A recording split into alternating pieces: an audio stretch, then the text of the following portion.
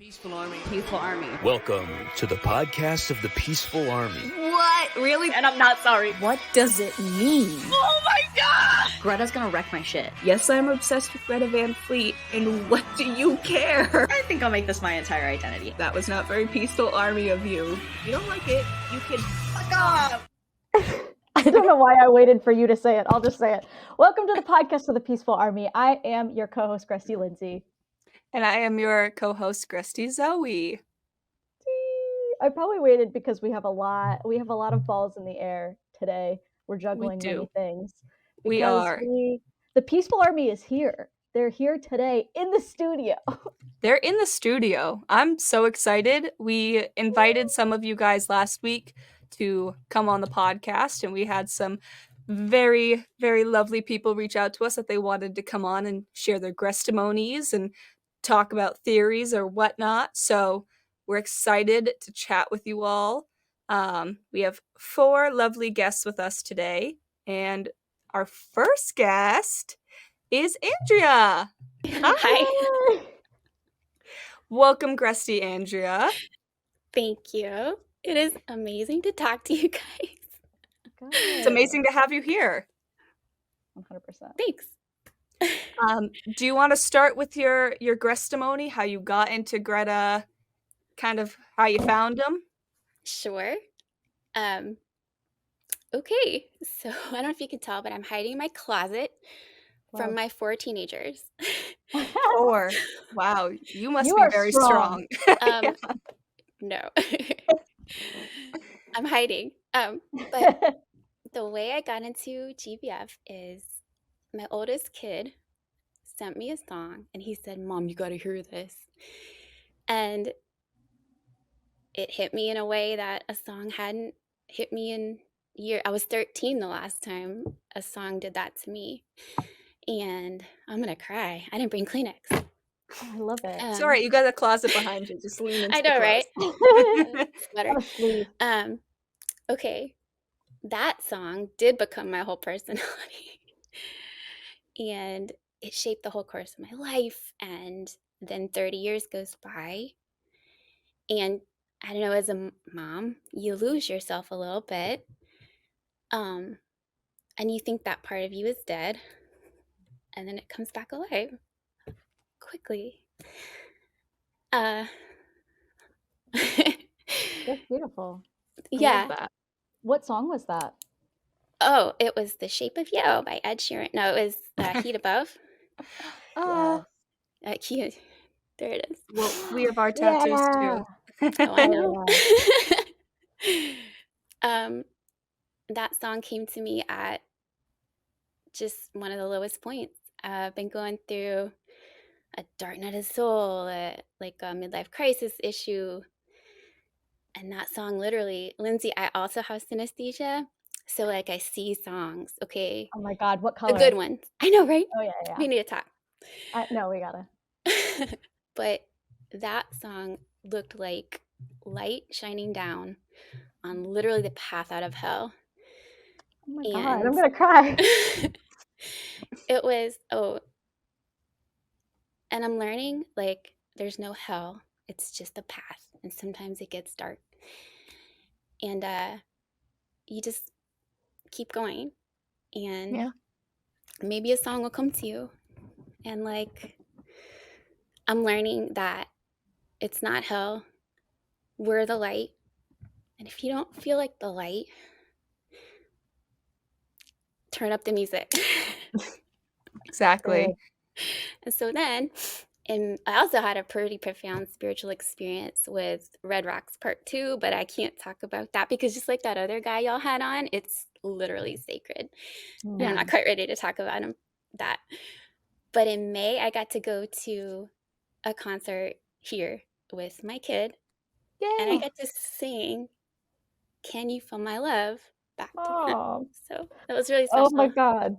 I literally, the way that you were introduced by your son and then were able to share that moment with family, that's so fucking meaningful. It was beautiful. Like, I know y'all get it.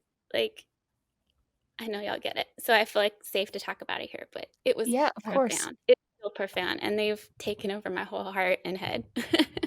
They have a way of doing that. What's up with them? They got some weird magic going on, huh? Right? Right.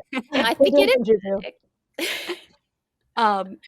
I think Heat Above is a lot of people's first song that really pulls them in. And like, seriously, what did they put in that song? Because it's just so It's like a gateway drug. for sure. When Yeah. the fires are burning all around, this is what life is worth. Yeah. Mm-hmm. Josh just got it. He knew how to get the message out to us. I love that. Yeah. That's gorgeous. Good stuff. Okay. Hard part's over. There you go. Is there anything you want to talk to us about? Oh gosh. Any theories that you've had from listening to the pod? Anything that you've been noticing with all the Starcatcher stuff kind of reaching its peak and possibly moving on? I'd love to know, like, what do you think, since you were introduced through Tabag, right? Like, that was kind of your entryway into Greta. What do you think about Starcatcher? Like, how have you been feeling this one out? What's your relationship with this album now, since that one was so, like, beautiful and deep?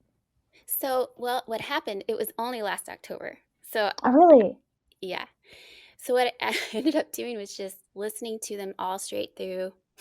And then again, and that's just how I listen to it, is turn on one album, straight through, repeat. So I don't really know.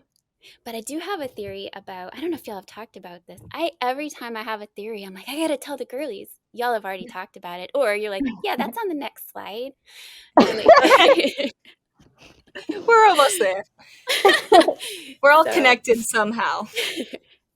My theory with the albums in particular is that they all have a foreshadow song. Have y'all talked about that?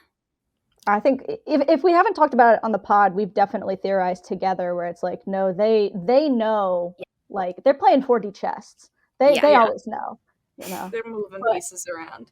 Which ones do you think? Okay, I think, well, if you don't count From the Fires, on Anthem, I think it's Brave New World. Thematically.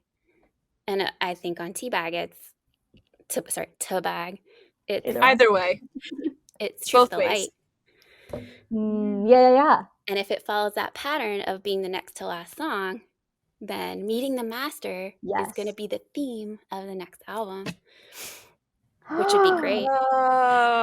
That's my favorite and best song, unarguably, I think. I mean, I won't be mad at that. It's beautiful. Oh my gosh. I love that.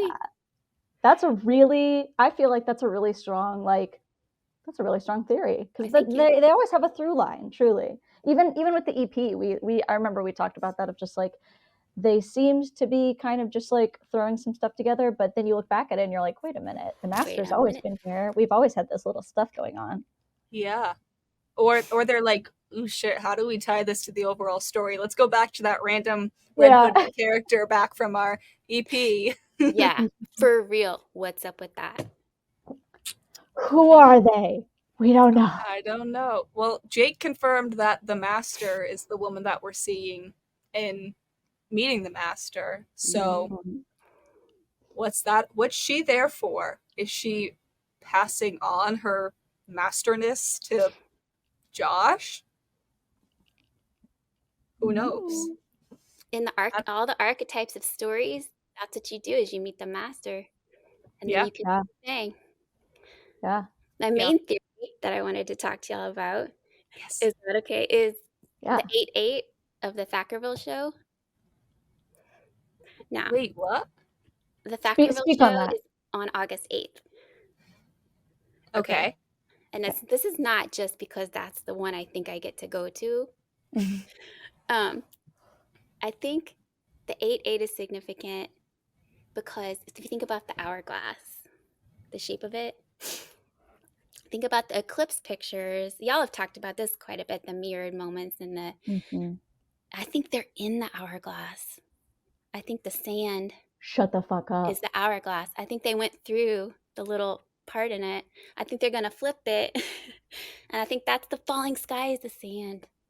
Shut up. That's so good. Oh my God, you're so right. We'll see. Well, they have merch that they're selling on Hot Topic that looks a lot like them being in an hourglass. So I gotta find it now to show everybody. But I've thought That's so about this cool. too. Like the hourglass has something that's tying to it, and also the seashell that they Yeah. keep showing. It's the same kind of spiral as the Age of Machine spiral symbol. Yes. So they're tying everything Coming back together. around. Yeah. I think that's strong. I would love to hear, like, yeah, all the different songs and connections between the albums, and then like the foreshadowing. I would love to hear every single person's, because you just thought about it in a way I've never thought about it, but immediately I'm like, that is it. That is Well, correct. who knows? I don't know, man. It makes a lot of sense to me. That's so Cool. cool. Yeah. Love Wait, that. now the shirt is gone. They're hiding it from us. What the heck? Yeah, we have to, very early on in this podcast, we had to kind of like, we love like sharing theories, but then we also are like both in charge of holding each other back of like getting down the drain, because we're like, oh my god, wait, what if this, what if that, what if this, what if that, and it's like, okay, actually, maybe calm down. it. Oh, I'm holding back. Like, you don't know. Cool. Yeah, cool. I love that. I don't know. Anyway, I think what I think could happen, and I know we've talked about this a lot, is that they're going to put out, hopefully, like you get to go see them in London with the orchestra, hopefully. Yeah. Hopefully, I don't know, I feel like maybe the other side of Starcatcher is acoustic versions of their live B stage maybe stuff even. I would lose it. Yeah. If they put that out. Well, they have been sound checking a lot of old songs too. They drive me crazy. I know, because everyone's like, they're gonna play it that night, and I'm like, well, do you realize that like the sound guys kind of need to like practice and like test how to like mix everything? So it's probably not for that night. It's probably for a little bit further down the road, so that they know how to set everything up. I'm gonna freak out. Okay. I'm not sure, but that's my theory, because why else would you sound check? I mean, they were sound checking old songs before with Flower Power. Sure. They did that, and everyone's like, they're gonna play it for Mother's Day, and then they didn't. So I don't know what it means. I'm scared. But well, I hope you have such a good time. I think it'll be good. There's so many Gresties around the world too. Like, yes, that it's gonna be fun to see, because I think this is the one where like a lot of people are coming from Europe and even the US. So it'll be a convergence for sure. Your beads look good, by the way. Thank you. I appreciate it. It's very cool. I know I was late to setting all of this up because Lindsay called me and I spilled a whole thing of beads all over the floor. I was like, no. oh my god. But it worked out. We're good. Wow. I want to hear maybe what you're most excited about what they're doing. If you have any other predictions about what's coming next. Have you been excited about what they're posting? How are you feeling about them right now? Yeah, I love them right now and always. I have no idea. I'm mostly just excited. Oh, and that one new thing that dropped. Like, come on. It's very cool. What does it mean? Yeah, I know. Every time he sings it, I'm like, stop teasing me. Just give it to me. Yep. Yeah. But that's just something they've done for all of time. They did it during the whole Anthem of the Peaceful or March of the Peaceful Army tour. They had the Black Flag during most of Battle at Garden's Gate, or even I think maybe it was just Strange Horizons. They were teasing lyrics from Sacred the Thread. So that's definitely going to be another song, just like when. That's the question. Maybe 8/8. That would be so cool. I wouldn't be mad. I like that idea a lot. I think I get to go see that one. I asked my husband for tickets. Well, but I think they're pit, because I was telling him, the podcast girlies are telling me that the pit is a hellscape. And he's like, oh. Oh no. So now I'm like nervous. I think it was just it depends, really. It depends. It depends where you are in the pit. It depends if you camped. It depends who you're with. It depends a lot of things. But I would not say to your husband, maybe, who's listening, it's not unworth it. You could still get her pit tickets. Yeah.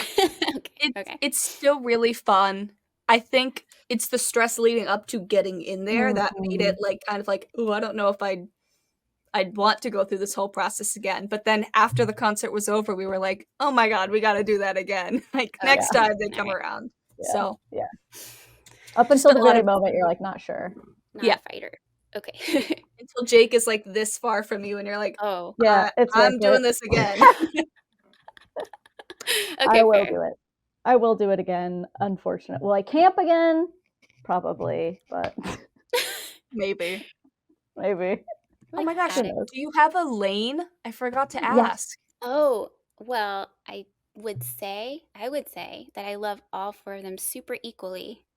But my phone would say, girl, you a bitch ass liar. Yeah! Yeah! Yes!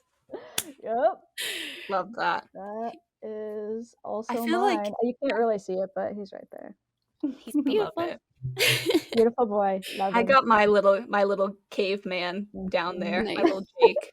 It's subtle, right? Like you can't tell it's him until you really look. So yeah, we're really subtle about our obsession. I'm not super subtle. Oh my God. I wanted to thank y'all. Actually, I know my family's so done hearing me talk about it. So thank y'all. No, literally, that's why we did this, because we were talking the ears off of everybody around us. So we're like, you know what? There are people out here who are just as much in love with this as we are, and this is for them. This is for all of us. Thank you. Yeah. Thank y'all so much. Thank you. Yeah, exactly. All right, it was lovely to have you, Andrea, and we're going to move on to our next guest. But thank you for coming on. Thank you for being brave and putting your face on the podcast. I know it's not easy, but thank you for sharing your story and for being a listener. Thank you, guys. Y'all take care. Love you. See ya. Bye. Well, that was fun. Now we have another guest. This time we have Kate joining the podcast. Hi. Kate, welcome.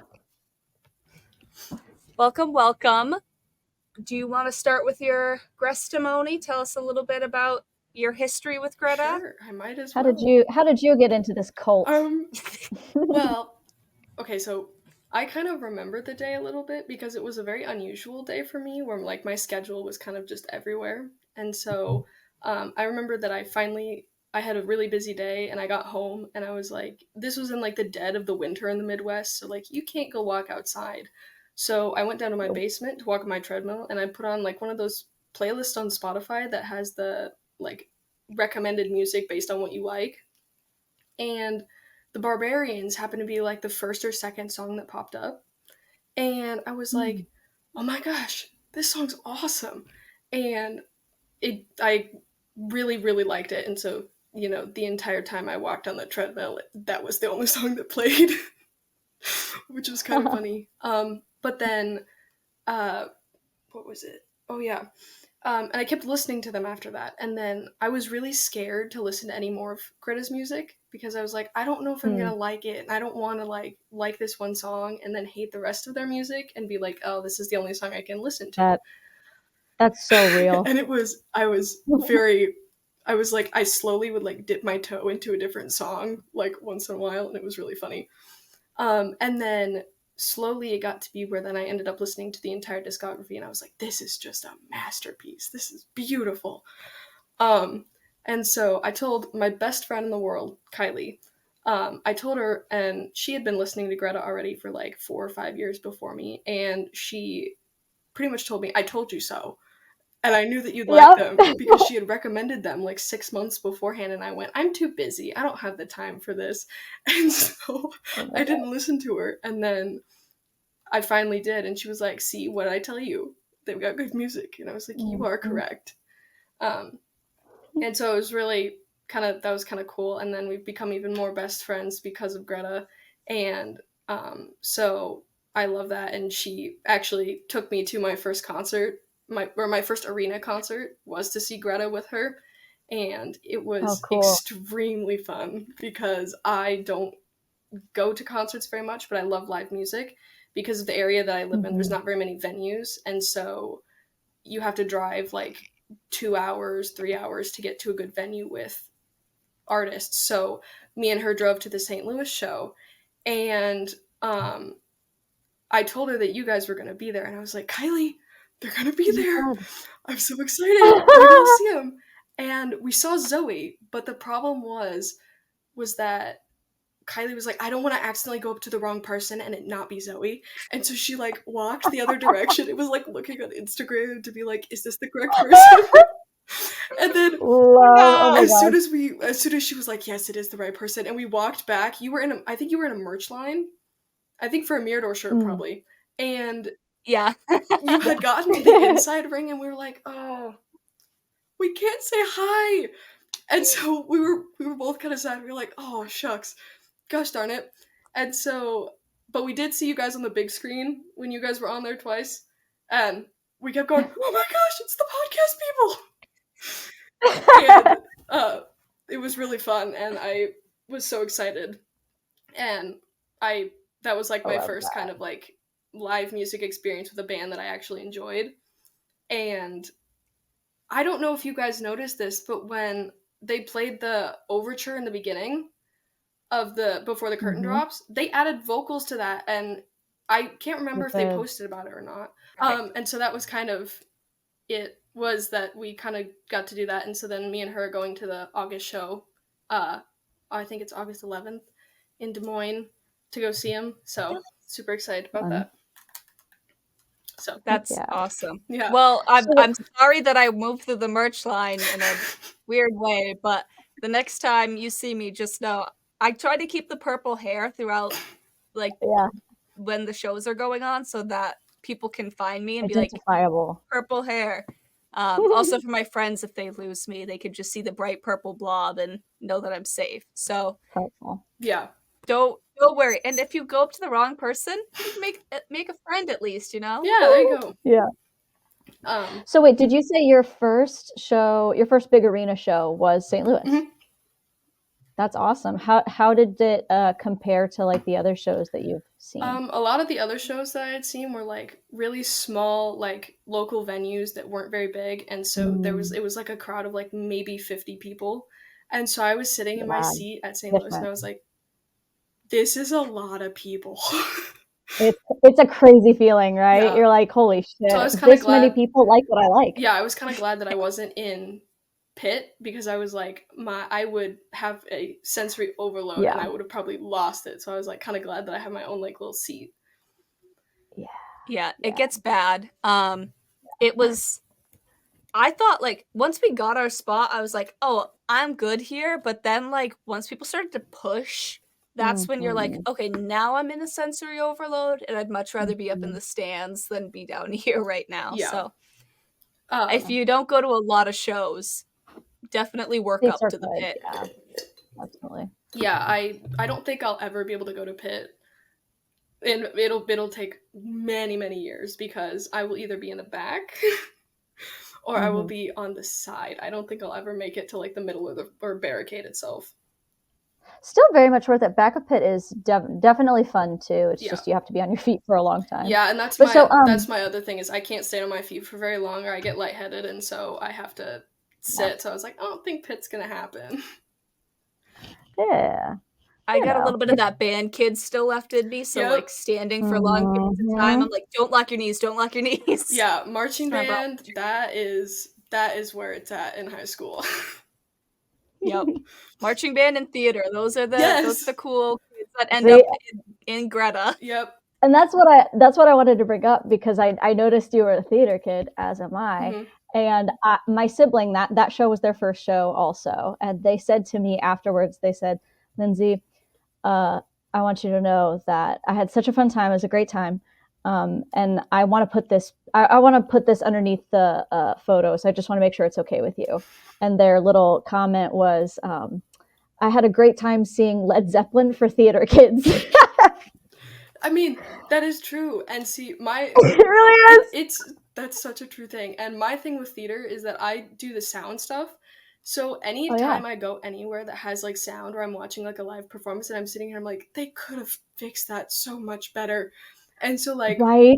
it's Dude, sometimes sound engineering can fully ruin yep. a thing. Like, Like I don't know if you heard it pop in Mirador, well, and I but heard there was a the entire full. show. There was echoing. There was not feedback, but there was echoing between the mics. And I was sitting there, I was like, please fix it. I know there's You can something to fix fix it. it. It stressed Maybe me out that's so what they much. were trying to do. Yeah, but it even happened during Greta's set, and I was like, Yeah, I can like you've I had could a hear lot of it. time to fix it by then. That venue was incredible, except for the sound design could have been a little better, I think. But Yeah, the other one that we went to, the sound design was great. and I'm hoping that which shows. the one in August is an outdoor venue because it's a state fair, which I've also never seen them play a state fair before, so I don't know how that's gonna work. Yeah, that's cool. But Yeah, That's very interesting. it's outdoors, so but again, Midwest weather, it's gonna be hot. Yeah. It's going to be Ooh. unforgiving. In Des Moines, right? I've been there in the summer. It's not fun. If you don't have water with you, you're dead. Hydrate or dihydrate, as my parents say. As the band kids say, as if you're a band kid in the Midwest in the summer, hydrate or dihydrate. Yes, totally. Well, everyone might end up getting lucky at the show that we get a rehappening of, what was it, the Jazz Fest with Jake. Oh, so yeah. Who if knows? it's hot. Let's hope. Who knows? By the way, who's your lane?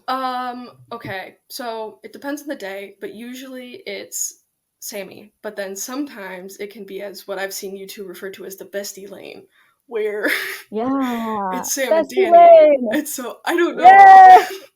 It just depends on the day. It's okay to not know. It's okay. I thought I was fully Jake lane, and then I don't know what happened with Danny, but he's in there now too. I remember when that happened on the podcast. You were like, "Oh my god, I don't know anymore." I know what happened. I've been in a Danny down for a long time. Although Jake's coming back around. Yeah. Remember when you were so I'm not Jake lane, Miss Lindsay? I never said I wasn't. I just said I was more Josh. How the turntables have turned. Listen, there's room for many. There's room for lots. Yeah, there's room to always change. Yeah.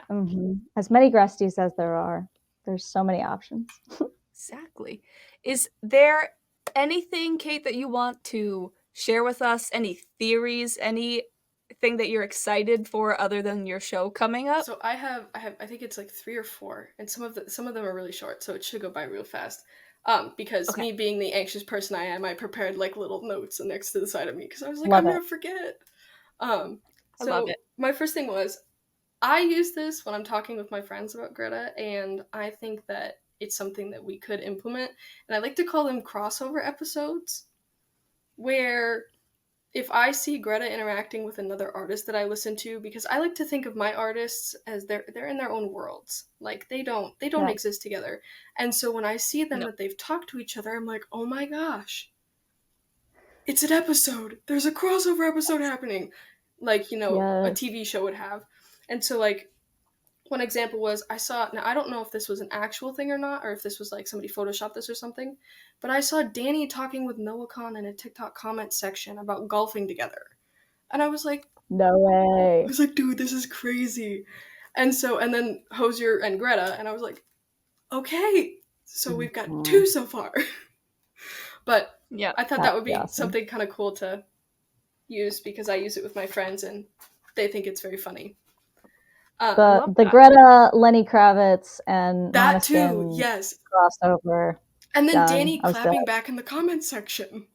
Yeah, that was funny. Oh man, it's like That's So Sweet Life of Hannah Montana. Yeah, he's like, "Are you okay?" And like everybody else underneath is like, "No, they're not, Danny. they're not okay. Nope. Nope. Nope. Yeah. Not okay. And then I have a few theories. So my first theory is that the next album that we're gonna get, if we do get a next album, which I've been seeing things that we are, but if we do, it's gonna be darker than the Battle at Gardens Gate, and it's gonna have like the vibe of the Crossroads of the West guitar riff that we keep hearing, because it sounds very like dark and depressing. And Battle at Gardens Gate, I mean, from what I see and hear, it sounds like it's kind of like not dark, but it's like slowly leaning towards it. And so I was sitting there and I was like, huh, so I think that it's going to be more darker and depressing because, you know, you continued on down that path. And so it finally was kind of like a little bit solidified when we kept hearing the new clip of like the what's been, I guess, dubbed as Wake Up, which is like the new song clips that we keep hearing. And so I was like, that sounds really sad and depressing. Why? And it like matched with the Crossroads riff, and I was like, that sounds like the next album's gonna be really dark. Which, I mean, it could be taken other ways, but that's the way that I see it, is that it's gonna be like dark and depressing and sad. Because I don't think they've really had one of those albums yet. No, not really. I feel like they could benefit from tying into a darker sound, especially since I feel like they've just been on a darker incline, especially after Anthem of the Peaceful Army. They've just been kind of taking little baby steps into it, but I feel like they could really like hit it out of the park. Yeah. And I also noticed that speaking of the new song, those little like silk scarf things that Josh has been like throwing into the audience had words on them. And I was like, oh, you know, he's probably just writing random things on them and then signing it. And then once they started singing it, I was like, oh my gosh, those things that he wrote on those match up with the lyrics of the songs. And I was like, I don't know what that means, but it means something. And then we're getting something. They're hinting. And then the most recent one, I think, was a few days ago, and it was Age of Man lyrics. So I don't know where we're going with this.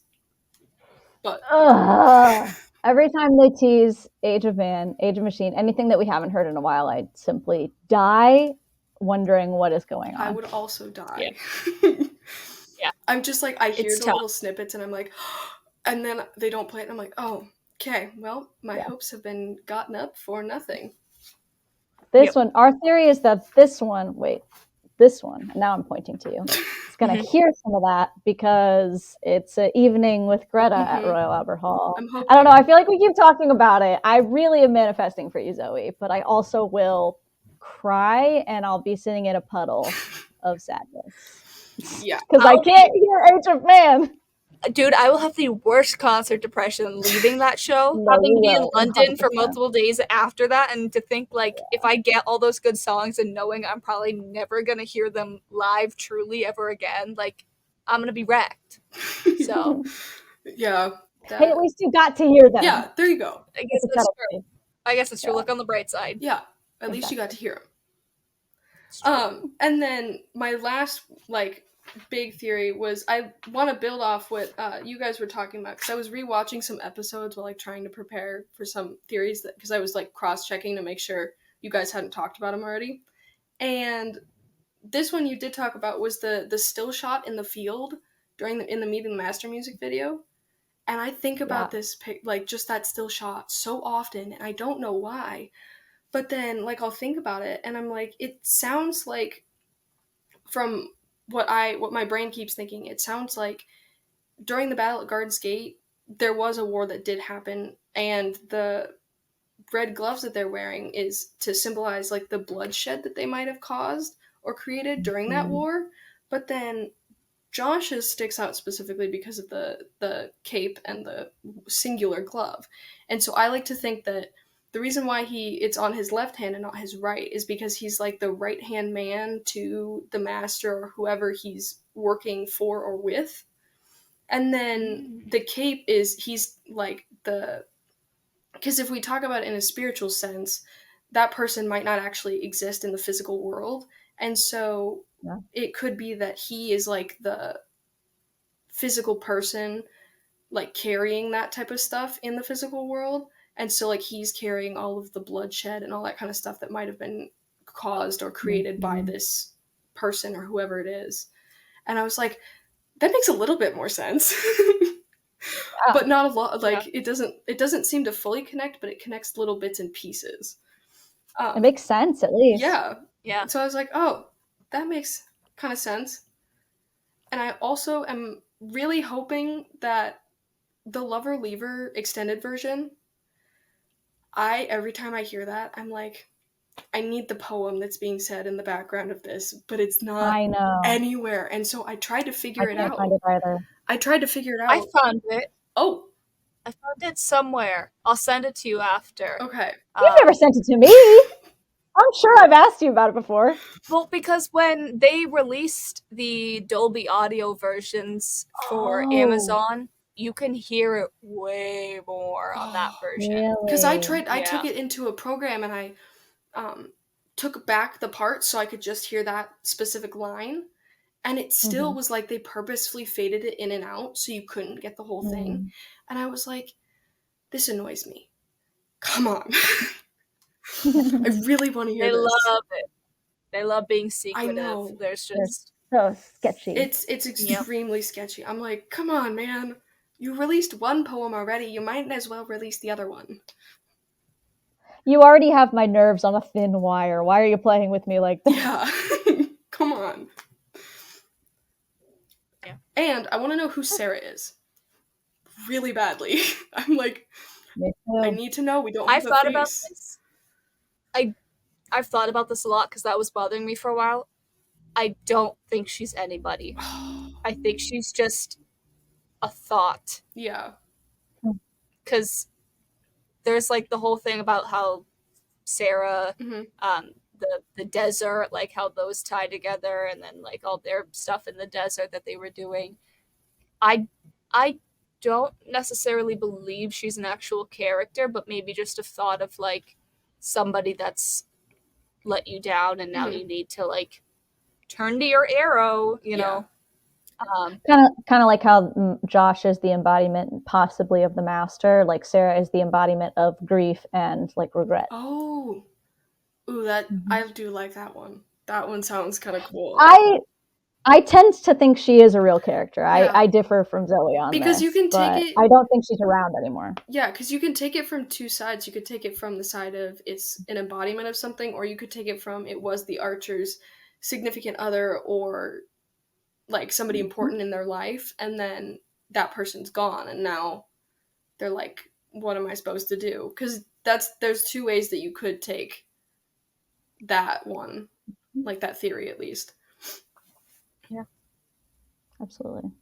You could get real English class about it if you wanted to. Yeah. Love it. All right. Well, thank you so much, Kate, for coming on and sharing your theories. We enjoyed having you here. Is there any last message you'd like to give out to the Peaceful Army before you head out? Well, I hope that everyone makes it a great day and that they continue to listen to the podcast because it's really fun. Aw, thank you. We make it for you. We make it for everybody who feels that way. So yes, we appreciate it. Because people totally want to listen to us yap for like an hour and a half. I do. Listen, everybody likes yapping with their friends. So we get to actually, we physically got to yap with you. So we appreciate it. Exactly. Well, thank you for having me on. Of course. Thank you for coming. Thank you for listening. And hopefully we'll get to see you again real soon. And it won't be me hiding at a merch table, and we'll get to actually meet. So I hope and enjoy your Des Moines show. Yes. All right. Thank you, Kate. Yep. Our next guestie up is our first European guestie, Lara. Yay! Hello, everybody. Hello. Thanks for joining us at your late hour of the night. I know it's not super early for you. Thank you for having me. I'm excited. Yay! Early. Yeah, it's rather early than late. Yeah, I guess. Yeah, I guess so. Do you want to share your Greta journey with us and how you found them? Oh, that's like such a tragic story of my life, really.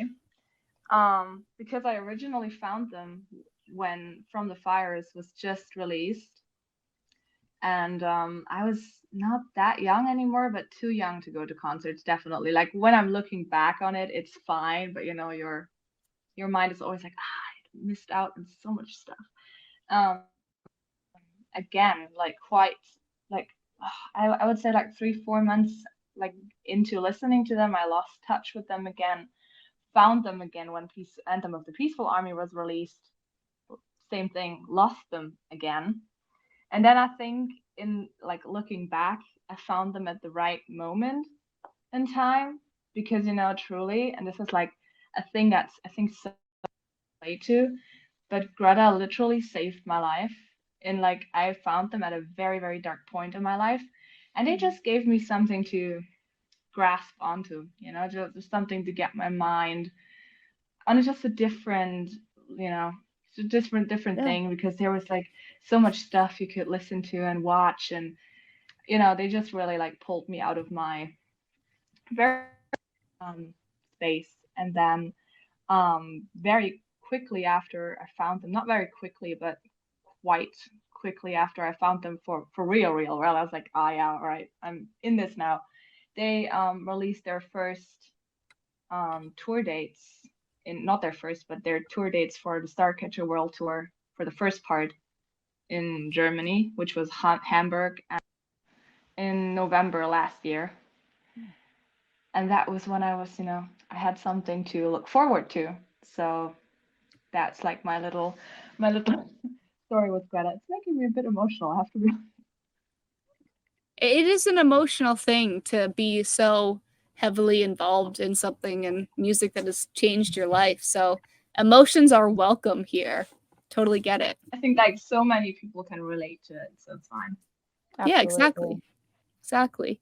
So I know this because we've talked before, but you've been gallivanting to many shows recently. Do you want to talk a little bit about what those were like and maybe some things that are different or some more concert etiquette that happens over in Europe and Germany?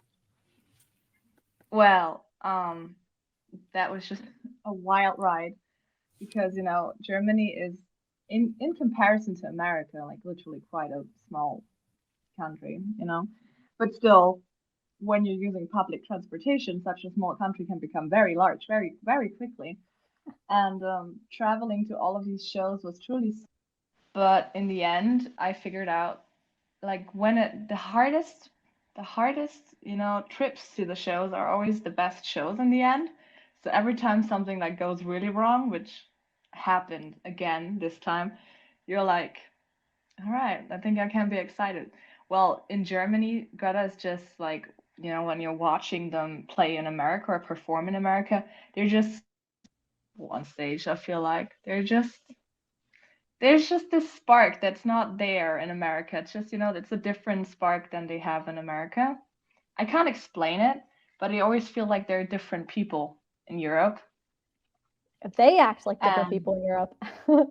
Yeah, they do. I just think because they love Germany. I mean, they said that so many times. Aren't they from like little Bavaria? They call Frankenmuir. Yeah. Yep. Yeah. And this is, I mean, us Germans would not agree that Bavaria is part of Germany, but that's a different story. Well, it was a very wild ride, but I enjoyed every second of it, and I wish I could do it all over again. Like right now, please, can I? Please. It was so great. Like, yeah. It was just Oh, I'm so sorry. No, you're good. It was just a few days ago that you got Danny's drumstick from Josh, right? Oh, yeah. Oh, that was just crazy because I didn't see it coming, and I think nobody saw that like ever. I don't know if it ever happened before. I never saw it happen that Josh threw a drumstick because that's not really his choice, I would say. He normally is not involved in the whole drumstick thing. Yeah. I mean, Danny wasn't all too pleased when Josh was like, because Danny pushed the drumstick like to the front of his like little stage that he has set up, because in the end I figured out because it has like a split, like it's broken down the center, and he pushed and handed out later as well with the other two, and Josh saw it and was like, oh, can I throw it? And Danny wasn't very pleased. He looked a little like, I don't know, I don't really Don't touch my want you to drumsticks. throw my drumstick, just give me this one thing I can have. And Josh pointed to me, and I was wearing Danny's. I recreated his, and just Danny was like looking over the drum kit, was like, oh yeah, okay. So Josh threw it at me, which was wild. I have no Lucky it didn't go the moment of point first towards you. That would have been dangerous. Just literally injured me. I would be like, that's okay. I can take it. For the drumstick, I can take it. Yeah, and apparently my friends were telling me my action was so wild that Drew, their security guard, everybody knows Drew, laughed at me because I was so shocked. He was literally like, haha, It must be crazy for them, like on their team, being like, they're losing their minds over these four guys. Like, really? Like, they must have with them every day. Yeah, I mean, exactly. Honestly, Drew is their number one. He sings along to every single song, and he has little sing-offs with fans where he's like, who can scream the loudest? He does that all the time. Yeah. It's the cutest thing to watch. Like I have so many videos of him just prancing through my videos, just singing along. So it's super cute. So I guess he was just a little happy that I was so happy. Because that's sweet. Oh, I love that. Yeah, that's so cute. And right after, I don't know if you saw that happen. My friend, who wore Josh's beautiful outfit, where he was like, "Can I have your number?" That just went crazy all over Instagram. That happened like right next to me, and everybody was so focused on it. And I had a very little sweet, intimate moment with Danny. My favorite memory, just embedded in my brain, and yeah, that's so fun. It was beautiful. Yeah, they're just great people. You can clearly tell the way they're interacting with their fans on stage that they mean something to them. They're not just, oh, they paid for a ticket, whatever. They mean something. Yeah, it's so cute. I feel like they've been really interacting a lot more in more meaningful ways, which has been nice, and like seeing them walking around the venues and talking with fans. It's been really cute and quite endearing. So it's been nice to see them out and about again, because I feel like they kind of disappeared for a while. So yeah, they did. Yeah, I mean, what was something that was really nice in Germany, we saw them, they had like open air shows in America as well, but I can't remember where it was. I think Mirror Myth played one of those shows as well, right? Having them as an open air thing, you can see everything so well because it's bright, and I think they enjoy just being able to see their audience way more than just the front row. And just see everybody. They really enjoyed that in Bonn, because that was just, they were so on fire during that show. Everybody was after show was like, they were on it, they were really. Josh didn't want to leave the stage. He just, he like kept saying goodbye left and right. Danny literally had to pull him off the stage, like, literally. So it was crazy, yeah. But seeing them like so open air, even though we got rained on very intensely, but it's just so nice. It adds a different aspect when you can clearly see them looking at you, interacting with you, because you can see their eyes and not just red and blue and purple light every time. And qualities of photos is just so much better. So much better. Oh yeah, being outside, like anything in low light, like in the stadiums, just automatically makes a photo look terrible. So like all these outdoor things, I'm like, oh, beautiful. The videos are crisp, like sun shining down. It's beautiful. But yeah, it is. Yeah. Is there anything else that you want to share with us, either about your journey that you've been on or anything that you're looking forward to? Oh, well, next big adventure for you and me as well, Zoe, right? Is Royal Albert Mhm. Hall, and I'm so excited for that. Oh, I can't wait. You know, it's like 4 days away now, and I just can't wait. And I'm very scared of it too, you Yeah, know, because I'm very so scared. excited. It is. It's just so, because we got all of these sound checks. We got these Yeah. Age of Man, The Weight of Dreams. We got some as well. And in Munich, I think, yeah, in Munich we heard Jake, I think, play Ryanen on during soundcheck, which was weird and also very magical. We'll Fun. see what happens. I'm very interested what they will come up with at all. The special evening. Greta. Yeah, I don't think they would advertise it that much as a special evening when it's not in the end something special. Yeah. Hopefully. Yeah, Like, and they have like no openers. It's not a festival lineup. Like, it's just them for the entirety of that show. So I feel like they're really gonna have a good time with it. At least I hope. Otherwise, we're talking. And if Sam doesn't play that organ, we need somebody to speak to. We're talking. We just want to talk, you know. We just want to speak. We just want to talk. Yeah. So this episode will actually come out after the Royal Albert Hall. So for those of you listening, we haven't been yet, but by the time this is out, we will have gone. So you'll probably see some updates somewhere. But we will either be crying or we will be having a WWE moment. Yes. I'll be either somewhere. Way we will have been blessed.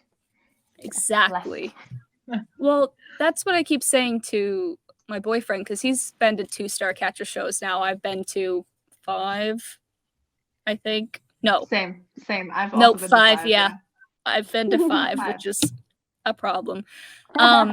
So, you know, when you see the same show every time, it's still magical, it's still great, but when you see them in the same type of venues and you hear the same songs, it starts to kind of blend together. So this is like a completely different venue out of like anything that I've been to see them.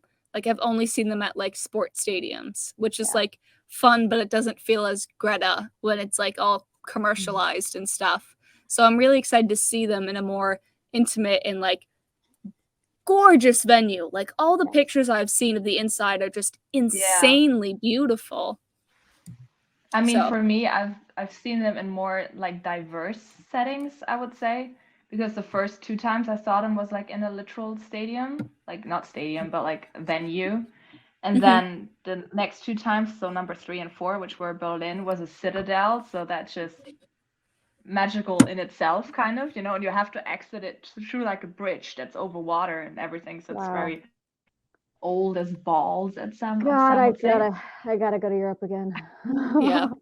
And Bonn was just a piece of grass, well, mud. After the show, it was mud.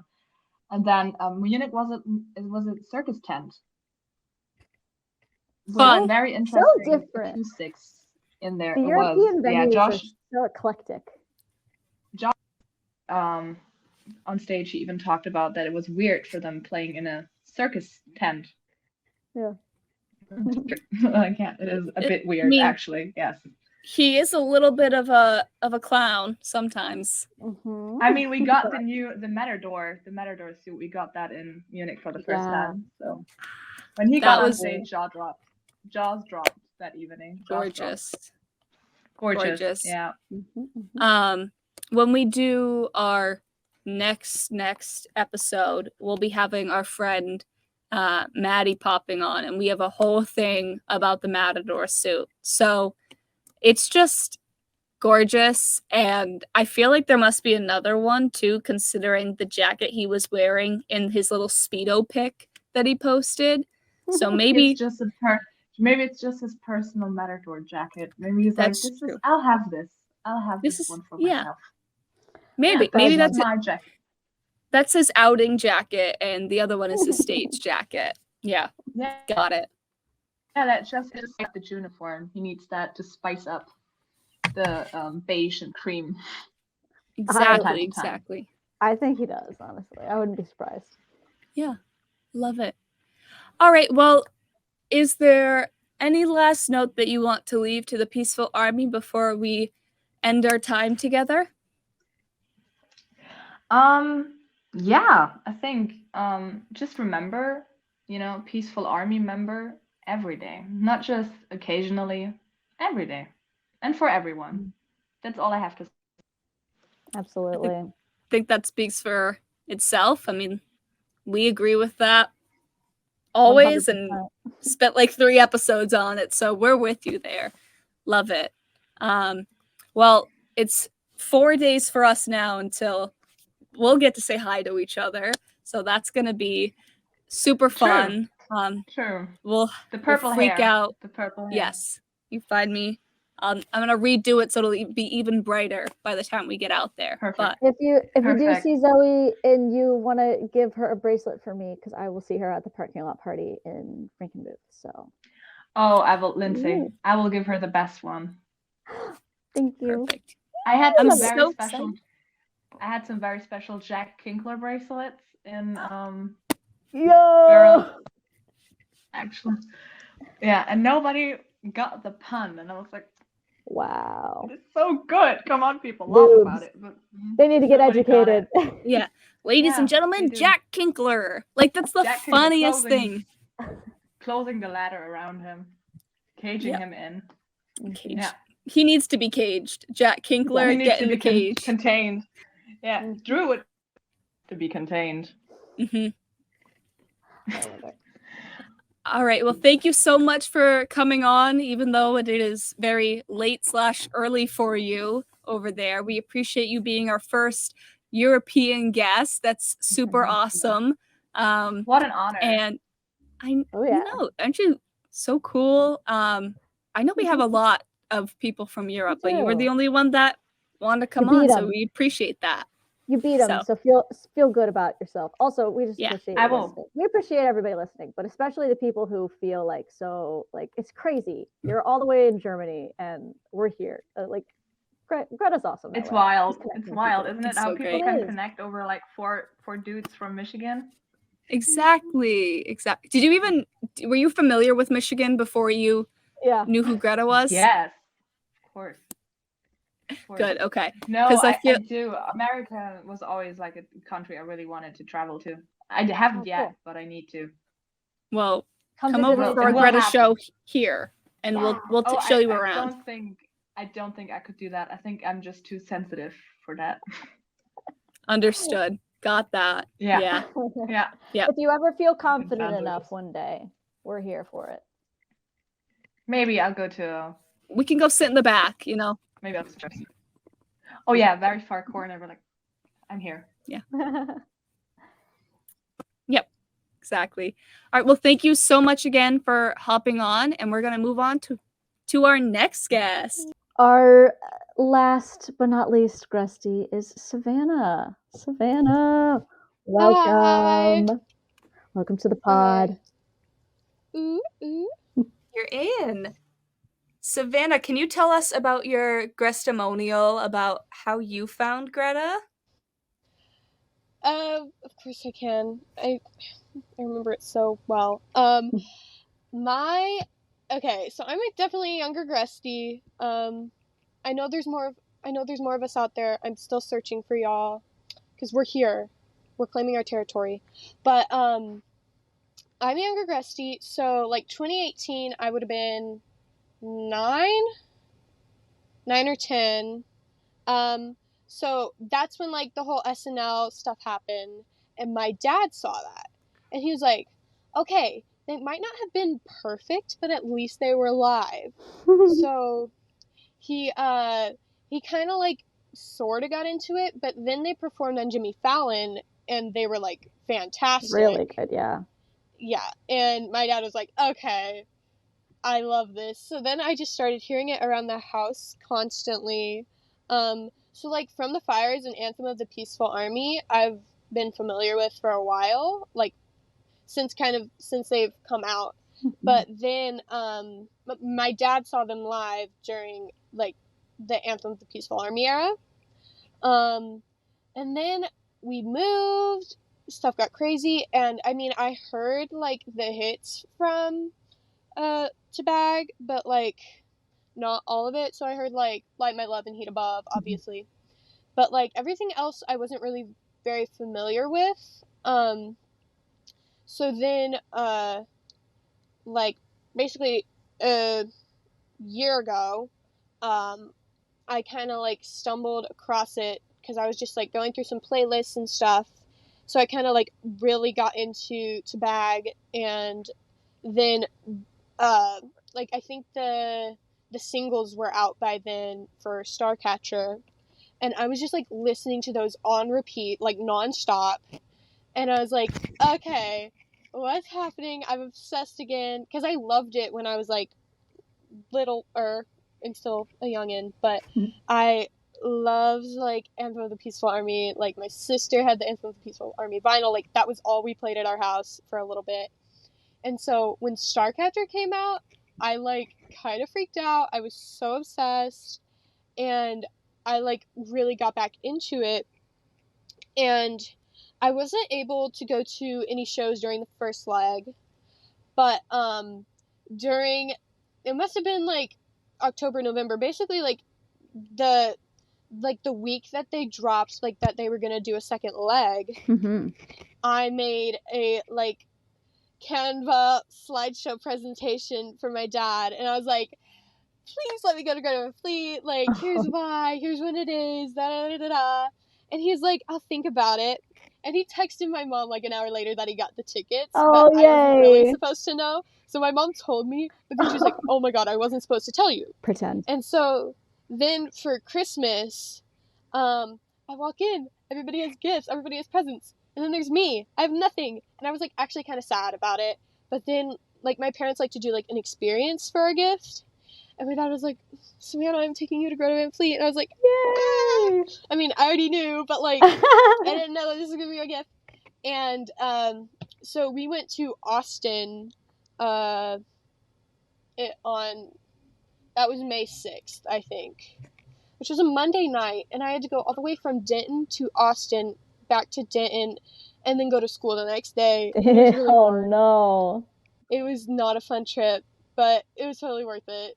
Like, I feel so sorry for the Buc-ee's employees that I saw at 2:00 in the morning. Like, I must have, like, looked like a nightmare, like, actually. I'm sure they've seen worse at Buc-ee's. Mm-hmm. So, then that's basically, like, what's been going on. Like, I haven't really, like, and I mean, I'm a Mirador girl, obviously. Oh, yes. And, like, basically, that's basically been it, because it's been only a couple months. But, like, I haven't listened to Meeting the Master since. Like, it's, like, I want, like, the last time I listened to Meeting the Master was, like, when they played it live. But also, it's so good, so I want to listen to it. But I'm like, no, you need to preserve this for yourself. Gotta remember the moment. Exactly. Yeah. That's so funny. So that's basically been it. So you've been kind of raised on Greta. You've literally raised on it. It's been infiltrating your life for a while. That's awesome. Awesome. Like, my dad has always been super into classic rock, like, ever since. I mean, like, he listened to the Beatles, but he hated the Beatles because, like, that's all his parents would play, and they would play old Beatles, which he wasn't into.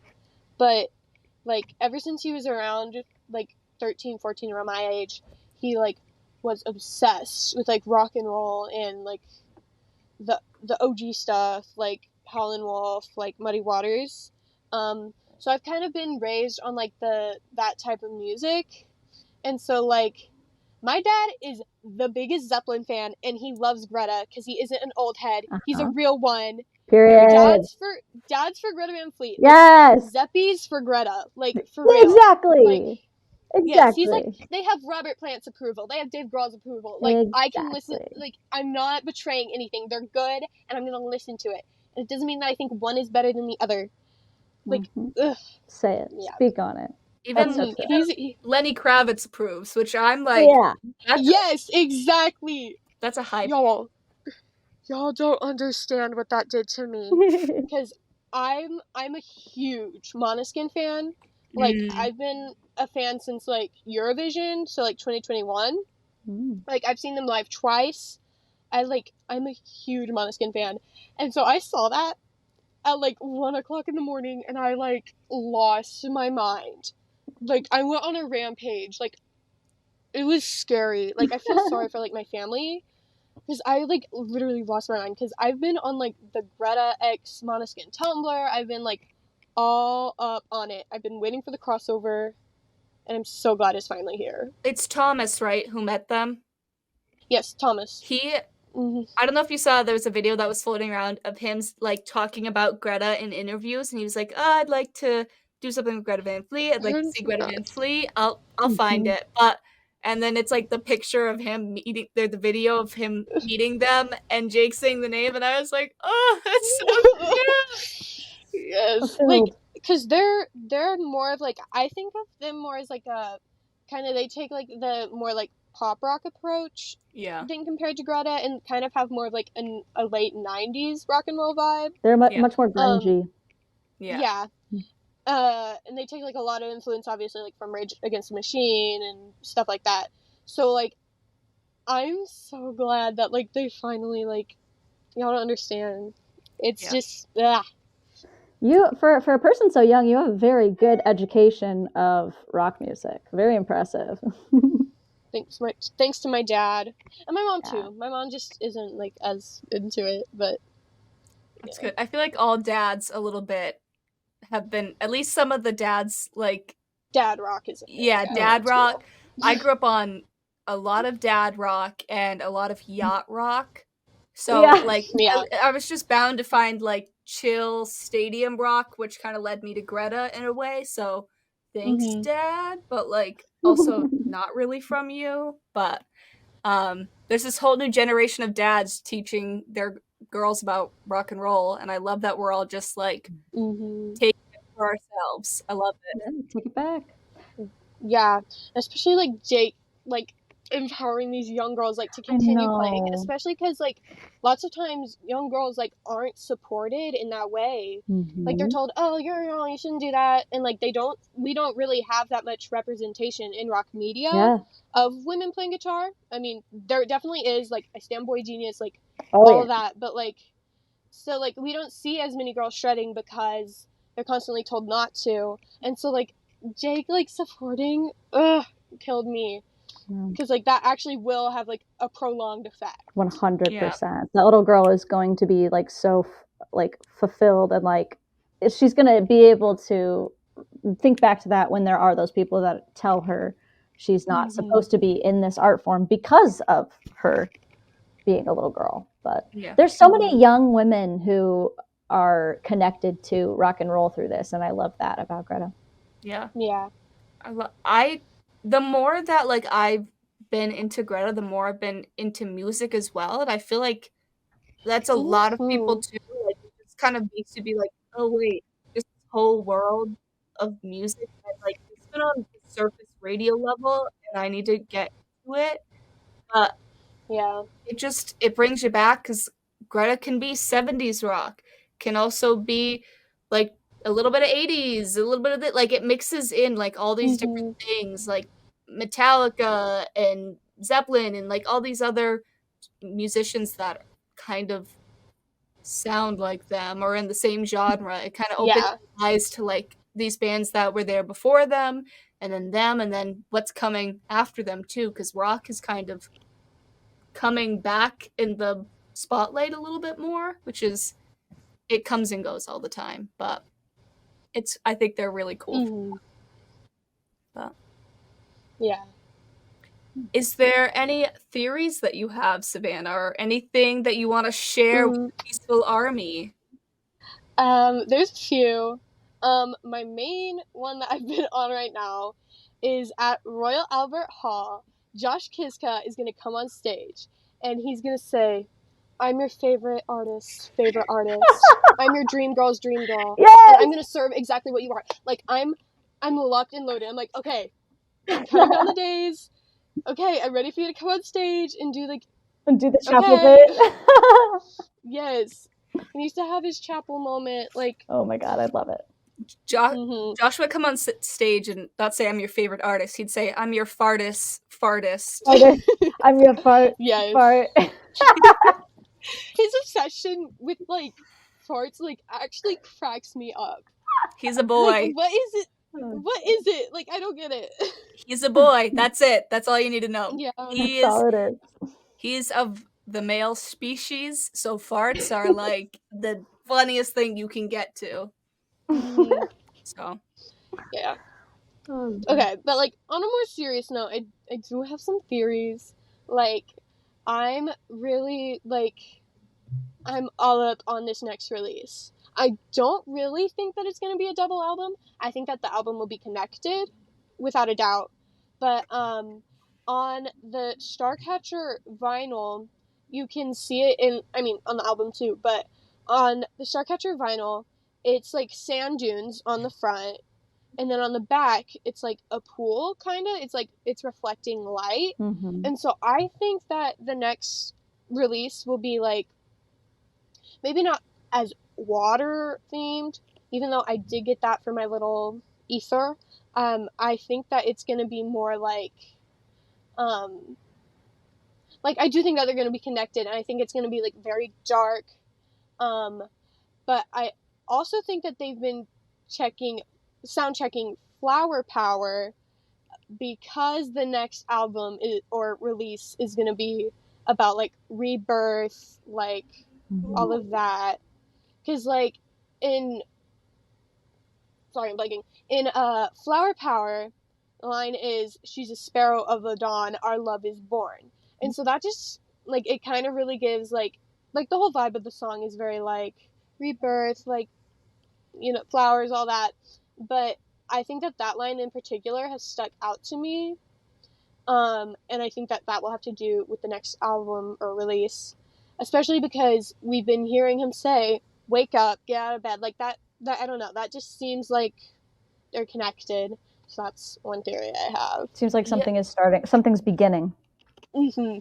Yeah, I mean, I don't know if you saw one of our older episodes where we talked about the mysterious missing lyrics that are in Waited All Your Life. That also fits into this theme too, because it's like the summer solstice, or the solstice has begun, or something like that. Which, like, is that a hint at the whole next album that they put in there, or were those just lyrics that they decided to get rid of and then just didn't fix the print? But like, how did nobody catch that if that was the case? Yeah. And I also think that Waited All Your Life is like very much connected. Like, it sounds more like the past like releases than most of the other songs on Starcatcher. Yeah. So I do think that like either that's like a looking back or a looking forward into like what we're gonna see more of. I like that. And my other theory I've talked about before like a couple times, but there is an interview of Josh Kiska and Sam Kiska. I'm a Sammy girl, just so y'all know, like through and through. Nice. I've worked hard for this. But it's the one where he says, I am not a crook. I can't remember the lady's name, but it's that interview. And there, Josh ends up talking about his favorite films. Wonder how they got there. But he says that he loves the movie Inglourious Bastards. And I love that movie as well. I'm a big fan. Great movie. But yes, it's a fantastic movie. I'm a huge Tarantino fan. But they, in the movie, oh my god, I'm blanking. It's like the female leads, I can't think. What is her name? The actress. Oh. I'm blanking. Hold on, I got my trusty dusty IMDb. You're looking for the character name or the character name? Bridget or Shoshana? Bridget. Bridget Von Hamschmart? Is that her name? Yeah, Von Hammerschmack, yeah. I have not seen the movie. I need to watch it. You should watch it. It's really good. but she has this line where she says, I like to shop in Trip de Light Fantastique. And I heard that because I was watching the movie the other day. I heard that and I was like, where have I heard that before? Trip the Light Fantastic from the amazing album To Bag. And I was like, well, he said he's watched it and that it's one of his favorites. And that is not a very common phrase. So I just like to think that, like, he had watched the movie recently and got inspired by the line. Very well could be. I'd There's a love to very see. good chance. I'd love to see Josh's recommended movies because there could be so many other songs that he pulls lyrics from. Absolutely. Yeah, I need somebody like to compile everything he said in like interviews, like for that. I need it. Yeah. Mm-hmm. All right. Well, we are slowly going to wrap up our episode here. Savannah, thank you so much for coming on and being our final guest of this evening. We appreciate you. Thanks for having me. Of course. Absolutely. Thank you for sharing your theories. I'm going to go watch Inglourious Bastards tonight. And Lindsay. I know. I feel like I need to as well. It's a really good movie. Even though it is Tarantino, I love, but like a little bit of a freak, but good movies. Yeah. Listen, if Josh suggested it, I will watch it. We also need to watch 2001: A Space Odyssey, which is like a hard movie to watch, but I'm gonna get there. So for Josh, it just makes me want to watch Barbie though. Again, I get it. The Barbie movie makes me think of Starcatcher because I listened to it the night coming home from Barbie. So they're intertwined in my mind. Josh is Barbie. Josh is Barbie. Yes, I love it. He is. Yeah. All right. In spirit. Perfect. Thank you, Savannah. Thank you to all of our guests. And we'll see you all post Royal Albert. Something to talk about. We'll talk again. Yes. Bye, everyone.